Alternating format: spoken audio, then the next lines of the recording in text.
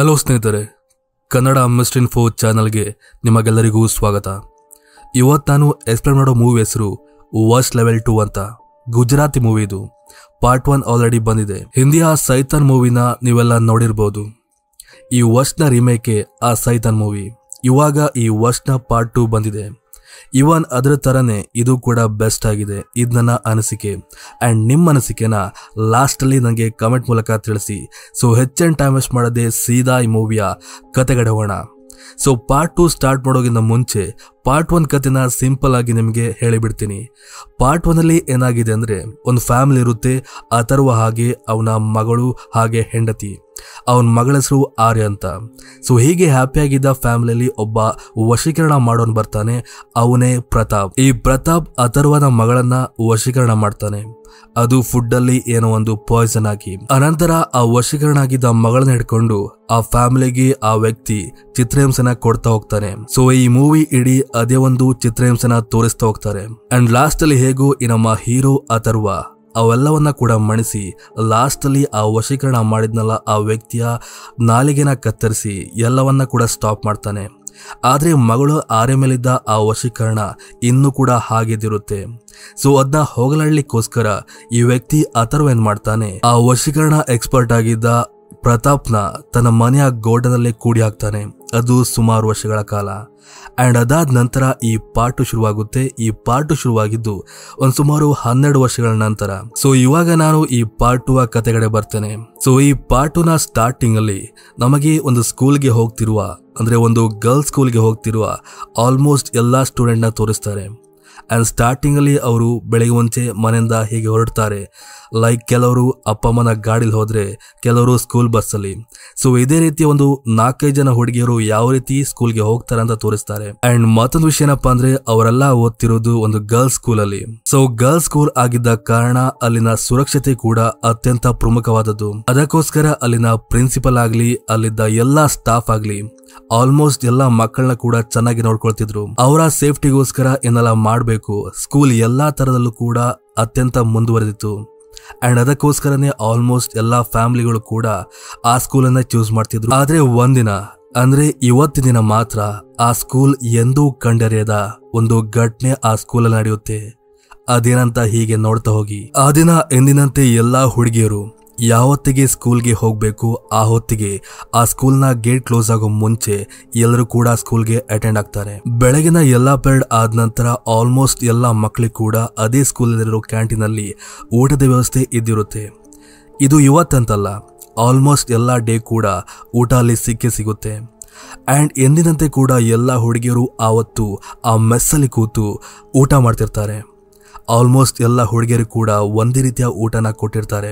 And ಅವರೆಲ್ಲರ ಊಟ ಉಪಚಾರನ ನೋಡ್ಕೊಳ್ಳಿಕ್ಕೋಸ್ಕರ ಆ ಒಂದು ಕ್ಯಾಂಟೀನ್ ಅಲ್ಲಿ ಇಬ್ಬರು ಹೆಂಗಸರು ಬೇರೆ ಇದ್ದಾರೆ. ಎಲ್ಲ ಕರೆಕ್ಟಾಗಿ ನಡೀತಿತ್ತು. ಆಲ್ಮೋಸ್ಟ್ ಎಲ್ಲ ಹುಡುಗಿಯರು ಕೂಡ ಆ ಎಲ್ಲ ಪದಾರ್ಥವನ್ನ ತಿಂದು ಮುಗಿಸ್ತಾರೆ. ಆದ್ರೆ ಒಬ್ಬ ಹುಡುಗಿನ ಬಿಟ್ಟು. ಆ ಹುಡುಗಿ ಮೇಲೆ ತನ್ನ ಫ್ರೆಂಡ್ ಒಬ್ಬಳು ನೀರು ಚೆಲ್ಲಿದ ಕಾರಣ ಅವಳು ಆ ಒಂದು ಪದಾರ್ಥನ ಅಂದ್ರೆ ತಿಂಡಿನ ಹಾಗೆ ಬಿಟ್ಟು ವಾಶ್ರೂಮ್ಗೆ ಹೋಗಿರ್ತಾಳೆ. ಈ ಕಡೆ ಆಲ್ಮೋಸ್ಟ್ ಎಲ್ಲಾ ಹುಡುಗಿಯರು ಊಟ ಮಾಡಿದ ನಂತರ ಇದ್ದಕ್ಕಿದ್ದಾಗೆ ಒಂದ್ ಮೊಮೆಂಟ್ ಅಲ್ಲಿ ಪಾಸ್ ಆಗಿಬಿಡ್ತಾರೆ. ಅಷ್ಟೊತ್ತವರೆಗೆ ಆ ಕ್ಯಾಂಟೀನ್ ತುಂಬಾ ಸೌಂಡ್ ಇದ್ದಿದ್ದು ಇವಾಗ ಒಂದ್ ಮೊಮೆಂಟ್ ಅಲ್ಲಿ ಎಲ್ಲಾ ಕೂಡ ನಿಶಬ್ದ ಆಗಿಬಿಡುತ್ತೆ. ಅದನ್ನ ಕಂಡ ಅಲ್ಲಿದ್ದ ಹೆಂಗಸರಿಗೆ ಅನುಮಾನ ಬರುತ್ತೆ. ಇವರು ಅಲ್ಲಿದ್ದ ಎಲ್ಲಾ ಹುಡುಗಿಯರಿಗೆ ಕಾಲ್ ಕೊಡ್ತಾರೆ, ಏನಾಯ್ತು ಅಂತ. ಬಟ್ ಅಲ್ಲಿದ್ದ ಯಾವೊಬ್ಬ ಹುಡುಗಿಯರು ಕೂಡ ಒಂದೇ ಒಂದು ಮಾತು ಕೂಡ ಆಡೋದಿಲ್ಲ. ಅಂಡ್ ಇದ್ದಕ್ಕಿದ್ದಾಗೆ ಆ ಕ್ಯಾಂಟೀನ್ ಒಳಗೆ ಒಬ್ಬ ಗಂಡಸು ಬರ್ತಾನೆ. ಅವನ್ ಮುಖ ತೋರಿಸಲ್ಲ, ಯಾರಂತ ಕೂಡ ಗೊತ್ತಾಗಲ್ಲ. ಹಾಗೆ ಇದ್ದಕ್ಕಿದ್ದಾಗೆ ಅವನು ಅಲ್ಲಿದ್ದ 10 ಹುಡುಗಿಯರನ್ನ ಎಬ್ಬಿಸಿ ಎಲ್ಲರ ಹೆಸರು ಕೇಳ್ತಾನೆ. ನಂತರ ನನ್ನ ಫಾಲೋ ಮಾಡಿ ಅಂತ ಅವ್ರನ್ನ ಅಲ್ಲಿಂದ ಕರ್ಕೊಂಡು ಬರ್ತಾನೆ. ಆ ಸೀನ್ ಎಂಡ್ ಆಗ್ತಿದ್ದಾಗೆ ಈ ಕಡೆ ಲಂಚ್ ಮುಗಿಸಿ ಆಯಾ ಕ್ಲಾಸ್ಗೆ ಹೋಗ್ತಿದ್ದ ಟೀಚರ್ಸ್ನ ತೋರಿಸ್ತಾರೆ. ಅಂಡ್ ಅವ್ರಿಗೆ ಯಾರಿಗೂ ಕೂಡ ಇಲ್ಲಿ ಆಗ್ತಿರೋ ವಿಷಯ ಗೊತ್ತಿರೋದಿಲ್ಲ. ಅಂಡ್ ಕ್ಲಾಸ್ಗೆ ಹೋಗಿ ನೋಡಿದಾಗ ಒಬ್ಬ ಟೀಚರ್ಗೆ ಶಾಕ್ ಆಗುತ್ತೆ. ಯಾಕಂದ್ರೆ ಅಲ್ಲಿ ಯಾವ ಮಕ್ಕಳು ಕೂಡ ಇದ್ದಿರೋದಿಲ್ಲ.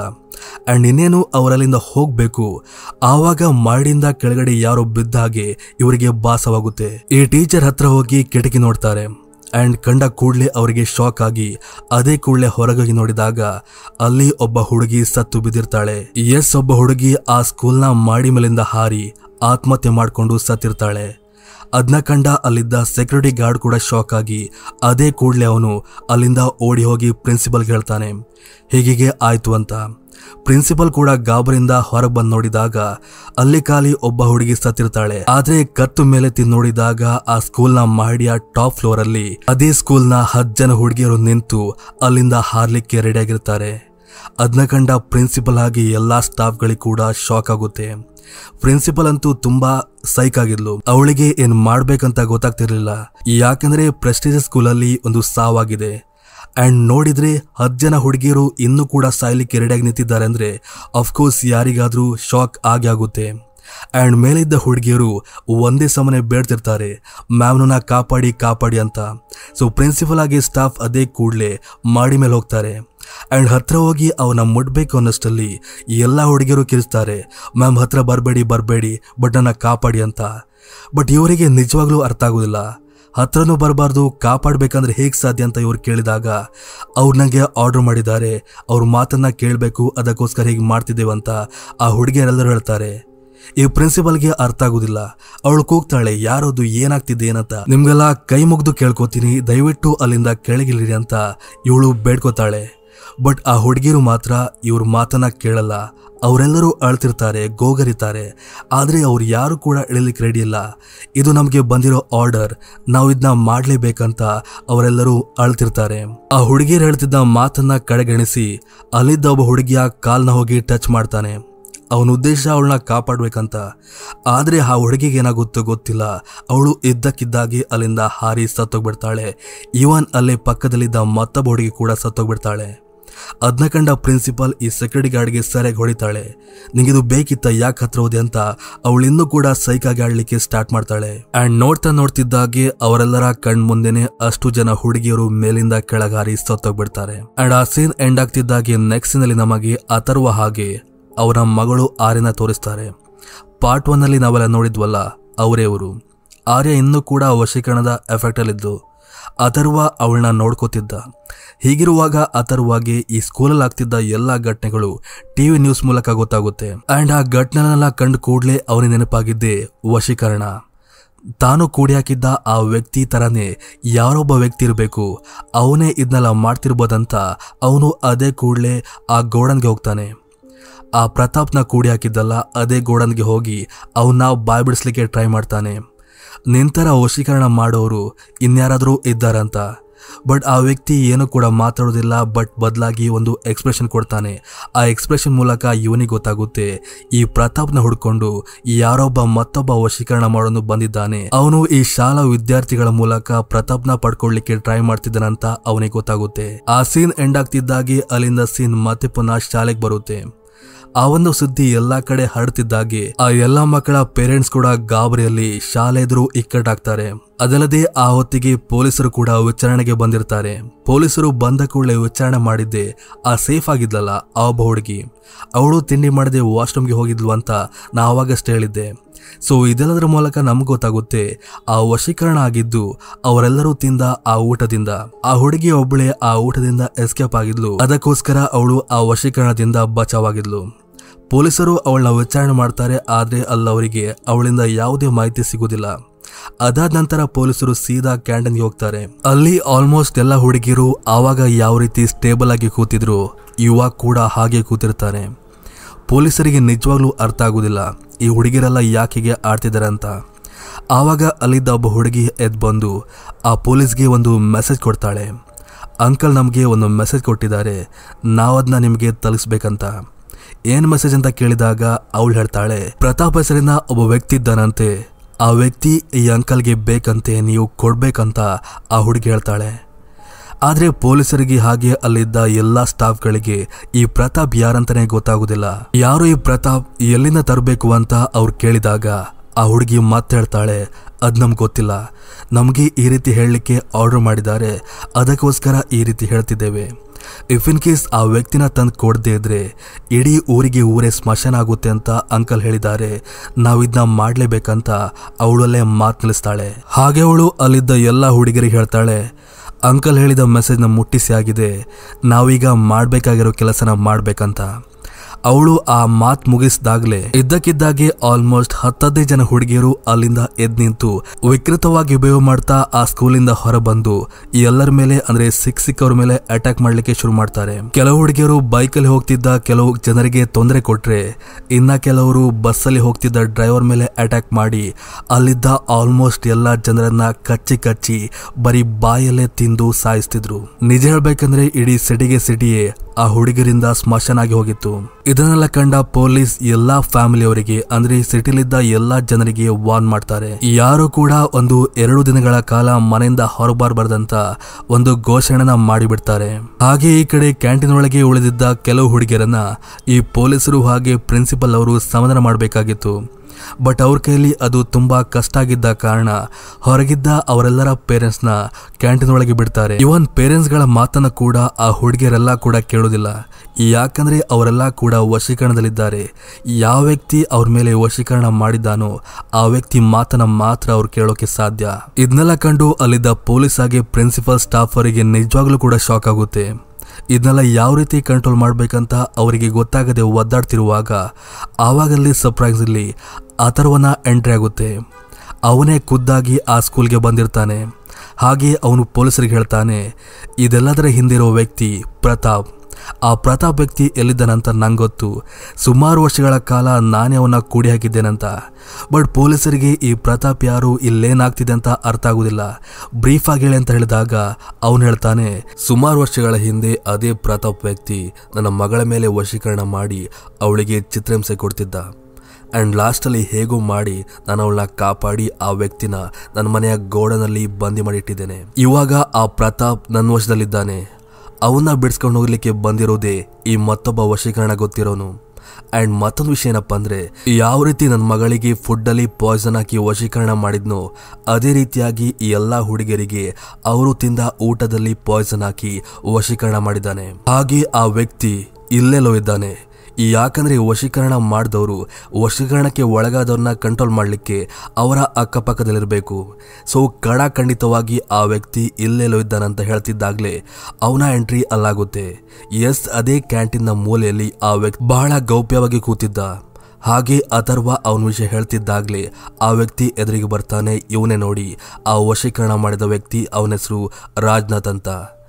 ರಾಜ್ನಾಥ್ಗೆ ಅಲ್ಲಿ ಯಾವುದೇ ಭಯ ಇರುವುದಿಲ್ಲ.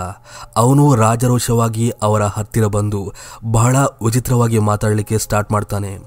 ಇವಾಗ ಇಲ್ಲಿರೋ ಆಲ್ಮೋಸ್ಟ್ ಎಲ್ಲ ಹುಡುಗಿಯರು ಕೂಡ ನನ್ನ ವಶದಲ್ಲಿದ್ದಾರೆ. ಅವರು ನನಗೋಸ್ಕರ ಏನು ಮಾಡ್ಲಿಕ್ಕೆ ಕೂಡ ರೆಡಿ ಇದ್ದಾರಂತ ಒಬ್ಬ ಹುಡುಗಿನ ಮುಂದೆ ಕರೆದು ಒಂದು ಡೆಮೋ ತೋರಿಸ್ತಾನೆ. ಅವನು ಆ ಹುಡುಗಿ ಹೇಳ್ತಾನೆ, ಇದೇ ಕೂಡಲೇ ಚಾಕು ಮೂಲಕ ನಿನ್ನ ಕೈನ ಕಟ್ ಮಾಡ್ಕೊ ಅಂತ.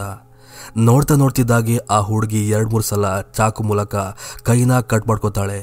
ಪ್ರಿನ್ಸಿಪಲ್ ಆಗಿ ಪೇರೆಂಟ್ಸ್ ಅವಳನ್ನ ತಡೆದ್ರು ಕೂಡ ಅವಳು ಮಾತ್ರ ಯಾವುದಕ್ಕೆ ಕೂಡ ಧೈರ್ಯಗೆಡದೆ ಕೈನ ಒಂದೇ ಸಮನೆ ಕಟ್ ಮಾಡ್ಕೊಡ್ತಿರ್ತಾಳೆ. ಅದನ್ನ ನೋಡಿ ಎಲ್ಲರಿಗೂ ಕೂಡ ಶಾಕ್ ಆಗುತ್ತೆ. ಹಾಗೆ ಎಲ್ಲರೂ ಆ ಹುಡುಗಿಗೆ ಏನು ಕೂಡ ಹೇಳದೆ ಸುಮ್ನಾಗ್ತಾರೆ. ಇಷ್ಟೆಲ್ಲ ಗಲಾಟೆ ಆಗ್ತಿರುವಾಗ ಈ ಪೊಲೀಸ್ ಹೇಗೋ ಮಾಡಿ ಒಂದು ಟ್ರಿಕ್ ನ ಯೂಸ್ ಮಾಡಿ ತನ್ನಲ್ಲಿದ್ದ ಗನ್ ಮೂಲಕ ಆ ವ್ಯಕ್ತಿಗೆ ಅಂದ್ರೆ ರಾಜ್ನಾಥ್ ಇದ್ದಾನಲ್ಲ ಆ ವ್ಯಕ್ತಿಗೆ ಶೂಟ್ ಮಾಡುವಂತ ಮುಂದಾಗ್ತಾನೆ. ಆದ್ರೆ ಅವನ್ನೆಲ್ಲ ಮೂಮೆಂಟ್ ನ ಅಲ್ಲೇ ಇದ್ದು ಅಬ್ಸರ್ವ್ ಮಾಡ್ತಿದ್ದ ಒಬ್ಬ ಹುಡುಗಿ ಅವನ ಮೇಲೆ ಅಟ್ಯಾಕ್ ಮಾಡಿ ಚಾಕು ಮೂಲಕ ಬಹಳ ಗಂಭೀರವಾಗಿ ಅಟ್ಯಾಕ್ ಮಾಡಿಬಿಡ್ತಾಳೆ. ಇದನ್ನೆಲ್ಲ ಕಂಡು ಅಲ್ಲಿದ್ದ ಎಲ್ಲರಿಗೂ ಕೂಡ ಶಾಕ್ ಆಗುತ್ತೆ. ಹಾಗೆ ಅವರೆಲ್ಲರೂ ಕೂಡ ಸುಮ್ಮನಾಗ್ತಾರೆ. ಆವಾಗ ರಾಜ್ನಾಥ್ ಹೇಳ್ತಾನೆ, ಇಲ್ಲಿದ್ದ ಎಲ್ಲ ಪೇರೆಂಟ್ಸ್ಗಳು ಕೂಡ ಇವಾಗ ಆಚೆ ಹೋಗ್ಬೇಕು, ನನಗೆ ಈ ಅಥರ್ವ ಒಟ್ಟಿಗೆ ಮಾತಾಡ್ಬೇಕಂತ. ಬಟ್ ಅಲ್ಲಿದ್ದ ಯಾವ ಪೇರೆಂಟ್ಸ್ಗಳು ಕೂಡ ಹೋಗ್ಲಿಕ್ಕೆ ರೆಡಿ ಇರುವುದಿಲ್ಲ. ಆವಾಗ ಈ ರಾಜ್ನಾಥ್ ಅಲ್ಲಿದ್ದ ಎಲ್ಲ ಹುಡುಗಿಯರಿಗೆ ಒಂದ್ ಮಾತು ಕೇಳ್ತಾನೆ, ನಿಮ್ಮಲ್ಲಿ ಯಾರಿಗೆ ಗನ್ ಚಲಿಸೋಕೆ ಬರುತ್ತೆ ಅಂತ. ಆವಾಗ ಒಬ್ಬ ಹುಡುಗಿ ಖುದ್ದು ನಿಂತು ನನಗೆ ಬರುತ್ತೆ ಅಂತ ಮುಂದೆ ಹೋಗ್ತಾಳೆ. ಹಾಗೆ ರಾಜ್ನಾಥ್ ಆ ಹುಡುಗಿಗೆ ಆರ್ಡರ್ ಪಾಸ್ ಮಾಡ್ತಾನೆ. ಇವರಲ್ಲಿ ಯಾರು ಹೊರಗೆ ಹೋಗ್ಲಿಕ್ಕೆ ಒಪ್ಪುತ್ತಿಲ್ವೋ ಅವರಿಗೆ ಈ ಗನ್ ಮೂಲಕ ಶೂಟ್ ಮಾಡಿ ಸಾಯಿಸ್ಬೇಕಂತ. ಮೊದಲಿಗೆ ಹುಡುಗಿ ಬೆಗ್ ಮಾಡ್ತಾಳೆ ಎಲ್ಲರ ಹತ್ರ, ಈ ಕೂಡಲೇ ಹೋಗಿ ಅಂತ. ಇವನ್ ಅಥರ್ವ ಕೂಡ ಬೆಗ್ ಮಾಡ್ತಾನೆ. ಆದ್ರೆ ಅಲ್ಲಿದ್ದ ಪೇರೆಂಟ್ಸ್ ಯಾರು ಕೂಡ ತಮ್ಮ ಮಕ್ಕಳನ್ನ ಬಿಟ್ಟು ಹೋಗ್ಲಿಕ್ಕೆ ರೆಡಿ ಇರೋದಿಲ್ಲ. ಆವಾಗ ಬೇರೆ ದಾರಿ ತೋರದೆ ಆ ಹುಡುಗಿ ವಶೀಕರಣದಲ್ಲಿದ್ದ ಕಾರಣ ಎಲ್ಲರಿಗೂ ಶೂಟ್ ಮಾಡಿ ಸಾಯಿಸ್ಬಿಡ್ತಾಳೆ. ಆಲ್ಮೋಸ್ಟ್ ಸುಮಾರು ಜನ ಪೇರೆಂಟ್ಸ್ ಅವಳ ಕೈಯಲ್ಲಿ ಸತ್ತೋಗ್ತಾರೆ. ಅಂಡ್ ಶಾಕಿಂಗ್ ವಿಷಯ ಏನಪ್ಪಾ ಅಂದ್ರೆ ಅವಳ ಸ್ವಂತ ಅಪ್ಪ ಅಮ್ಮ ಕೂಡ ಅವಳ ಕೈಯಲ್ಲಿ ಸತ್ತೋಗ್ತಾರೆ. ಅದನ್ನೆಲ್ಲ ಕಂಡು ಎಲ್ಲರಿಗೆ ಭಯ ಆಗುತ್ತೆ. ಹಾಗೆ ಅದೇ ಕೂಡಲೇ ಎಲ್ಲರೂ ಹೊರಗೆ ಹೋಗ್ತಾರೆ. ನಂತರ ಈ ಅಥರ್ವ ಹಾಗೆ ರಾಜ್ನಾಥ್ನ ಕಾನ್ವರ್ಸೇಷನ್ ಸ್ಟಾರ್ಟ್ ಆಗುತ್ತೆ. ಈ ರಾಜ್ನಾಥ್ ಕೇಳ್ತಾನೆ, ನನ್ನ ಬಾಯಿ ಎಲ್ಲಿದ್ದಾನಂತ.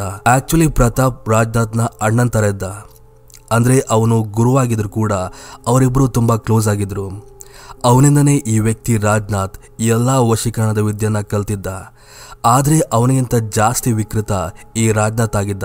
ಹಾಗೆ ಅವನು ಕೇಳ್ತಾನೆ ಈ ಅಥರ್ವ ಹತ್ತಿರ, ನನ್ನ ಅಣ್ಣ ಇವಾಗ ಎಲ್ಲಿದ್ದಾನಂತ.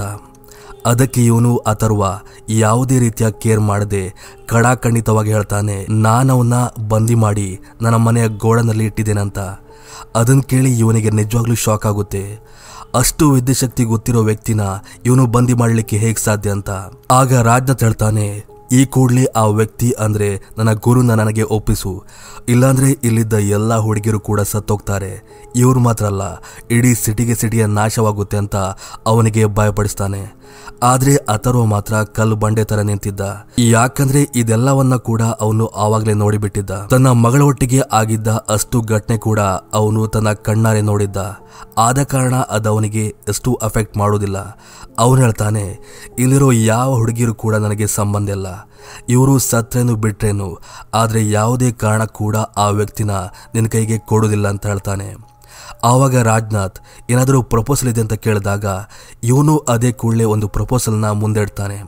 ಅದೇನಪ್ಪ ಅಂದ್ರೆ, ಆ ಪ್ರತಾಪ್ನ ವಶೀಕರಣದ ಕಾರಣ ಅವನ ಮಗಳು ಆರ್ಯ ಇನ್ನೂ ಕೂಡ ವಶೀಕರಣದಲ್ಲಿದ್ದಾಳೆ. ಅವಳ ಆ ವಶೀಕರಣದಿಂದ ಹೊರಗೆ ತೆಗೆದ್ರೆ ಪ್ರತಾಪ್ನ ಕೊಡ್ತೇನಂತ. ಮೊದಲಿಗೆ ಈ ರಾಜ್ನಾಥ್ ಒಪ್ಪೋದಿಲ್ಲ. ಅನಂತರ ಬೇರೆ ದಾರಿ ತೋರದ ಕಾರಣ ಅದಕ್ಕೆ ಒಪ್ಕೋತಾನೆ. ಸೊ ಇವಾಗ್ಲೇ ನಿನ್ನ ಗೋಡನ್ಗೆ ನನ್ನ ಕರ್ಕೊಂಡು ಹೋಗುವಂತ ಅವನು ಕೇಳ್ತಾನೆ. ಅದಕ್ಕೋಸ್ಕರ ಈ ರಾಜ್ನಾಥ್ ಪ್ರಿನ್ಸಿಪಲ್ ಹತ್ತಿರ ಒಂದು ಸ್ಕೂಲ್ ವ್ಯಾನ್ ನ ಅರೇಂಜ್ ಮಾಡ್ಲಿಕ್ಕೆ ಹೇಳ್ತಾನೆ. ಹಾಗೆ ಅದೇ ಕೂಡಲೇ ವಶೀಕರಣಕ್ಕೊಳಗಾಗಿದ್ದ ಅಷ್ಟು ಹುಡುಗಿರನ್ನ ಆ ವ್ಯಾನ್ ಅಲ್ಲಿ ಹತ್ತಿಸಿ, ಹಾಗೆ ಈ ಅಥರ್ವನ ಕೂಡ ಆ ವ್ಯಾನ್ ನಲ್ಲಿ ಕೂರಿಸಿ ಅವರಷ್ಟು ಜನ ಈ ಅಥರ್ವನ ಮನೆ ಕಡೆ ಪ್ರಾಣ ಬೆಳೆಸ್ತಾರೆ. ಹೀಗೆ ಆ ದಾರಿಲಿ ವ್ಯಾನ್ ಅಲ್ಲಿ ಹೋಗ್ತಿರುವಾಗ ಮಧ್ಯ ದಾರಿಲಿ ಒಬ್ಬ ಸ್ಕೂಲ್ ಹುಡುಗಿ ಈ ರಾಜ್ನಾಥ್ಗೆ ತೋರಿ ಬರ್ತಾಳೆ. ಅವಳನ್ನ ಕಂಡು ಇವನಿಗೆ ಗೊತ್ತಾಗುತ್ತೆ, ಇವಳು ಅದೇ ಸ್ಕೂಲ್ನ ಹುಡುಗಿ, ತನ್ನ ವಶೀಕರಣಕ್ಕೆ ಒಳಗಾಗಿದ್ದ ಹುಡುಗಿ ಅಂತ ಅವನಿಗೆ ಗೊತ್ತಾಗಿದೆ ತಡ. ಅವನು ಬಸ್ ಒಳಗೆ ಕೂತ್ಕೊಂಡು ಆ ಹುಡುಗಿಗೆ ಆರ್ಡರ್ ಪಾಸ್ ಮಾಡ್ತಾನೆ, ಈ ಕೂಡಲೇ ಒಳಗ್ ಬಾ ಅಂತ. ಆದ್ರೆ ಶಾಕಿಂಗ್ಲಿ ಅವನ ಮಾತನ್ನ ಆ ಹುಡುಗಿ ಕೇಳದೆ ಅದೇ ಕೂಡಲೇ ಅಲ್ಲಿಂದ ಓಡಿ ಹೋಗ್ತಾಳೆ. ಅದನ್ನ ಕಂಡು ಅಥರ್ವ ಹಾಗೆ ನೋಡ್ತಿರೋ ನಮ್ ಕೂಡ ಶಾಕ್ ಆಗುತ್ತೆ. ವಶೀಕರಣಕ್ಕೆ ಒಳಗಾಗಿದ್ದ ಕಾರಣ ಅವನ ಮಾತನ್ನ ಕೇಳಬೇಕಲ್ಲ, ಬಟ್ ಹಾಗಾದ್ರೆ ಆ ಹುಡುಗಿ ಯಾಕೆ ಓಡಿ ಹೋದ್ಲು ಅಂತ. ಅದಕ್ಕೆ ಕಾರಣ ನಮ್ಗೆ ಮುಂದೆ ಗೊತ್ತಾಗುತ್ತೆ. ಎನಿವೇ ಆ ಜರ್ನಿಲಿ ಅಥರ್ವ ಕೇಳ್ತಾನೆ, 12 ವರ್ಷಗಳ ಆದ ನಂತರ ಆ ವ್ಯಕ್ತಿನ ಹುಡ್ಕೊಂಡ್ ಬರ್ಲಿಕ್ಕೆ ಏನ್ ಕಾರಣ, ಇಷ್ಟು ವರ್ಷ ಅವನ ಹುಡುಕೋಕೆ ಯಾಕೆ ಪ್ರಯತ್ನ ಪಡ್ಲಿಲ್ಲ ಅಂತ.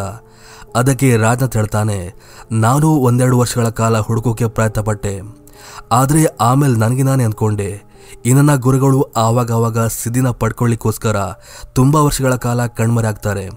ಸೊ ಅದೇ ರೀತಿಯಾಗಿ ಎಲ್ಲೋ ಹೋಗಿದ್ದಾರಂತ ನಾನು ಕೂಡ ಸುಮ್ಮನಾಗಿದ್ದೆ. ಆದರೆ ಎಷ್ಟೇ ವರ್ಷ ಆದರೂ ಕೂಡ ಅವರ ಪತ್ತೆ ಇರದ ಕಾರಣ ನಾ ಹುಡುಕೋಕೆ ಸ್ಟಾರ್ಟ್ ಮಾಡಿದೆ. ಸುಮಾರು 2 ವರ್ಷಗಳ ಕಾಲ ಹುಡುಕ್ತಾನೆ ಇದ್ದೆ. ಯಾವಾಗ ಅವರು ಸಿಗ್ಲಿಲ್ವೋ ಸೊ ಆವಾಗ ನಾನು ಈ ಹುಡುಗಿಯರ ಮೇಲೆ ವಶೀಕರಣ ಮಾಡಿ ಇವ್ರ ಮೂಲಕ ಅವನ್ನ ಪಡ್ಕೊಳ್ಳೋ ಒಂದು ಮಾರ್ಗವನ್ನ ಮಾಡಿದೆ ಅಂತ ಆ ರಾಜ್ನಾಥ್ ಮಾತು ತಿಳಿಸ್ತಾನೆ. ಎನಿವೇ ಸುಮಾರು ಗಂಟೆಯ ಜರ್ನಿ ನಂತರ ಕೊನೆಗೂ ಅವರೆಲ್ಲರೂ ಅಥರ್ವನ ಮನೆಗೆ ರೀಚ್ ಆಗ್ತಾರೆ. ಮನೆಗೆ ರೀಚ್ ಆದ ನಂತರ ರಾಜ್ನಾಥ್ ಸ್ವಲ್ಪ ಹುಡುಗಿಯರನ್ನ ಆ ಮನೆ ಸುತ್ತಮುತ್ತ ಕಾವಲಿಗೆ ಇಟ್ರೆ ಇನ್ನ ಸ್ವಲ್ಪ ಜನ ಹುಡುಗಿಯರನ್ನ ಮನೆ ಒಳಗೆ ಕರ್ಕೊಂಡು ಹೋಗ್ತಾನೆ. ಈ ಅಥರ್ವ ಅವನ್ನ ಫಸ್ಟ್ ಕರ್ಕೊಂಡು ಹೋಗಿದ್ದೆ ಆರ್ಯ ಹತ್ತಿರ, ನನ್ನ ಮಗಳನ್ನ ಫಸ್ಟ್ ಕರೆಕ್ಟ್ ಮಾಡುವಂತ. ಆದ್ರೆ ಅವನು ಒಪ್ಪಲ್ಲ, ಫಸ್ಟ್ ನನಗೆ ಆ ಗುರುನ ತೋರಿಸು ಆಮೇಲೆ ಕರೆಕ್ಟ್ ಮಾಡ್ತೇನಂತ. ಸರಿ ಅಂತ ಅದೇ ಕೂಡ್ಲೆ ಆ ಗೌಡನ ಒಳಗೆ ಅವನ್ನ ಕರ್ಕೊಂಡು ಹೋಗ್ತಾನೆ. ಅಲ್ಲಿದ್ದ ಪ್ರತಾಪ್ನ ಕಂಡೀಷನ್ ಕಂಡು ಇವನಿಗೆ ನಿಜವಾಗ್ಲೂ ಕೋಪ ಬರುತ್ತೆ. ಅವನು ಅದೇ ಕೂಡಲೇ ಈ ಅಥರ್ವಗೆ ವಾರ್ನ್ ಮಾಡ್ತಾನೆ, ಈ ಕೂಡಲೇ ಬಿಡುಗಡೆ ಮಾಡು ಅಂತ. ಬಟ್ ಅಥರ್ವ ಕೇಳಲ್ಲ, ಫಸ್ಟ್ ನನ್ನ ಮಗಳನ್ನ ಕರೆಕ್ಟ್ ಮಾಡು ಆಮೇಲೆ ಈ ವ್ಯಕ್ತಿನ ರಿಲೀಸ್ ಮಾಡ್ತೇನಂತ. ಸರಿ ಅಂತ ಈ ರಾಜ್ನಾಥ್ ಮಗಳನ್ನ ಕರ್ಕೊಂಡ್ ಬರ್ಲಿಕ್ಕೆ ಹೇಳ್ತಾನೆ. ಅಥರ್ವ ಕೂಡ ಸೀದಾ ಹೋಗಿ ವೀಲ್ ಚೇರ್ ಮೂಲಕ ಆರ್ಯನ ಕರ್ಕೊಂಡ್ ಬರ್ತಾನೆ. ಅನಂತರ ರಾಜ್ನಾಥ್ ಆರ್ಯಗೆ ಕೇಳ್ತಾನೆ, ನೀನು ಆ ಪ್ರತಾಪ್ ಹತ್ತಿರ ಯಾವತ್ತಾದ್ರೂ ಸಾಲ ತಗೊಂಡಿದ್ಯಂತ. ಆ ಮಾತ್ ಕೇಳಿ ಅಥರ್ವಗೆ ಕನ್ಫ್ಯೂಸ್ ಆಗುತ್ತೆ, ನಾವ್ಯಾಕೆ ಅವನ ಹತ್ರ ಸಾಲ ತಗೊಳ್ಳಿ ಅಂತ. ಆವಾಗ ರಾಜ್ನಾಥ್ ಹೇಳ್ತಾನೆ, ಯಾವುದೇ ವಶೀಕರಣ ಆಗ್ಲಿ ಇಷ್ಟು ವರ್ಷಗಳ ಕಾಲ ಇರುವುದಿಲ್ಲ. ಅದು ಇರ್ಲಿಕ್ಕೆ ಒಂದೇ ಒಂದು ಕಾರಣ, ಅದೇನಪ್ಪ ಅಂದ್ರೆ ವಶೀಕರಣ ಮಾಡಿದ ವ್ಯಕ್ತಿ ಮೂಲಕ ಸಾಲ ತಗೊಂಡಿದ್ರೆ ಮಾತ್ರ. ನೆನಪು ಮಾಡ್ಕೊಳ್ಳಿ ಯಾವ್ದಾದ್ರೂ ಸಾಲ ತಗೊಂಡಿದ್ರೆ ಅಂತ. ಆವಾಗ ಈ ಅಥರ್ವ ನೆನಪಾಗುತ್ತೆ, ಪಾರ್ಟ್ 1ನಲ್ಲಿ ಅವರು ರೆಸ್ಟೋರೆಂಟ್ ಇದ್ದಾಗ ಪ್ರತಾಪ್ ಹತ್ತಿರ 10 ರೂಪಾಯಿ ತಗೊಂಡಿದ್ರು. ಸೊ ಅದೇ ಕೂಡಲೇ ಅವನು ರಾಜ್ನಾಥ್ ಕೇಳ್ತಾನೆ, 10 ರೂಪಾಯಿ ತಗೊಂಡಿದ್ದೆ ಅಂತ. ಆವಾಗ ರಾಜ್ನಾಥ್ ಹೇಳ್ತಾನೆ, ಈ ಕೂಡಲೇ ಆ 10 ರೂಪಾಯಿನ ನಮ್ಮ ಗುರುಗಳಿಗೆ ವಾಪಸ್ ಕೊಡು, ಎಲ್ಲ ಕರೆಕ್ಟ್ ಆಗುತ್ತೆ ಅಂತ. ಆದ್ರೆ ಅಥರ್ವ ಹತ್ತಿರ 500 ರೂಪಾಯಿ ಇರುತ್ತೆ. 500 ರೂಪಾಯಿ ಆಗಲ್ಲ, 10 ರೂಪಾಯಿ ಆಗ್ಬೇಕಂತ ಇವನು ಕಂಡೀಷನ್ ಆಗಿದಾಗ ಈ ಎಲ್ಲಾ ಕಡೆ ಹುಡುಕಿ ಅಂತೂ 10 ರೂಪಾಯಿನ ತಂದು ಆ ಪ್ರತಾಪ್ ಹತ್ತಿರ ಕೊಡ್ತಾನೆ. ಆವಾಗ ಶಾಕಿಂಗ್ಲಿ ಈ ಆರ್ಯ ಅವನ ವಶೀಕರಣದಿಂದ ಹೊರಗೆ ಬರ್ತಾಳೆ. ಇದರಿಂದ ಈ ಅಥರ್ವ ಕೂಡ ಖುಷಿಯಾಗಿ ಅವನ ಬಂದಿ ಮಾಡಿಟ್ಟಿದ್ದ ಕೀನ ರಾಜ್ನಾಥ್ಗೆ ಕೊಡ್ತಾನೆ. ಸೊ ರಾಜ್ನಾಥ್ ಕೂಡ ಖುಷಿಲೇ ತನ್ನ ಗುರುನ ರಿಲೀಸ್ ಮಾಡ್ಲಿಕ್ಕೋಸ್ಕರ ಅವನ ಹತ್ತಿರ ಬರ್ತಾನೆ. ಆದ್ರೆ ಅವನ ಗುರು ಮಾತಾಡದಿರೋದನ್ನ ಕಂಡು ಇವನಿಗೆ ಶಾಕ್ ಆಗುತ್ತೆ. ಏನಾಯ್ತಂತ ಕೇಳಿದಾಗ ಅವನ ಗುರು ನಾಲಿಗೆನ ತೋರಿಸ್ತಾನೆ, ಅವನು ನಾಲಿಗೆನ ಕಟ್ ಮಾಡಿದನಂತ. ಅದನ್ನ ಕೇಳಿ ಇವನಿಗೆ ಇನ್ನೂ ಕೂಡ ಕೋಪ ಬಂದು ಈ ಅಥರ್ವನ ಮೇಲೆ ಅಟ್ಯಾಕ್ ಮಾಡ್ಲಿಕ್ಕೆ ಮುಂದಾಗ್ತಾನೆ. ಯಾಕಂದ್ರೆ ಈ ರಾಜ್ನಾಥ್ ತನ್ನ ಗುರುನ ಹುಡ್ಕೊಂಡು ಬಂದಿದ್ದ ಕಾರಣವೇ ಇನ್ನೂ ಕೆಲವು ವಿದ್ಯೆಗಳನ್ನ ಅವನ ಮೂಲಕ ಕಲಿಬೇಕಂತ. ಆದ್ರೆ ಇವಾಗ ಅವನ ನಾಲಿಗೆ ಕಟ್ಟಾಗಿದೆ, ಅದು ಕಲಿಯೋದು ಅಸಾಧ್ಯ ಅಂತ ಅದೇ ಒಂದು ಕೋಪದಲ್ಲಿ ಅಥರ್ವನ ಮೇಲೆ ಹಲ್ಲೆ ಮಾಡ್ತಾ ಹೋಗ್ತಾನೆ. ಹಾಗೆ ಆರ್ಯನ ಕೂಡ ಕೊಲ್ಲಕ್ಕೆ ಹೋಗ್ತಾನೆ. ಆವಾಗ ಈ ಅಥರ್ವ ತಾನು ಮೊದಲೇ ಮನೇಲಿ ಸೆಟಪ್ ಮಾಡಿಟ್ಟಿದ್ದ ಸೌಂಡ್ ಬಾಕ್ಸ್ ನ ಆನ್ ಮಾಡ್ತಾನೆ. ಆ ಒಂದು ಶಬ್ದಕ್ಕೆ ವಶೀಕರಣದಲ್ಲಿದ್ದ ಈ ಎಲ್ಲಾ ಹುಡುಗಿಯರು ಕೂಡ ಹೊರ ಬರ್ತಾರೆ. ಅದೇ ಒಂದು ಸಮಯ ನೋಡಿ ಈ ಅಥರ್ವ ರಾಜ್ನಾಥ್ನ ಬಂದಿ ಮಾಡಿ ಯಾವ ರೀತಿ ಪ್ರತಾಪ್ನ ಪಾರ್ಟ್ 1 ಅಲ್ಲಿ ಬಂದಿ ಮಾಡಿಟ್ಟಿದ್ನೋ ಅದೇ ರೀತಿ ಇವನ್ನ ಕೂಡ ಬಂದಿ ಮಾಡಿರ್ತಾನೆ. ಹಾಗೆ ಆ ಮೂವಿ ಕೂಡ ಅಲ್ಲಿಗೆ ಸ್ಟಾಪ್ ಆಗುತ್ತೆ. ಸೊ ಇದಿಷ್ಟು ಇವತ್ತಿನ ಕತೆ. ಮುಂದಿನ ಕತೆ ಒಟ್ಟಿಗೆ ಮತ್ತೆ ಸಿಗ್ತೀನಿ. ಅಲ್ಲಿವರೆಗೂ ಥ್ಯಾಂಕ್ ಯು ಫಾರ್ ವಾಚಿಂಗ್.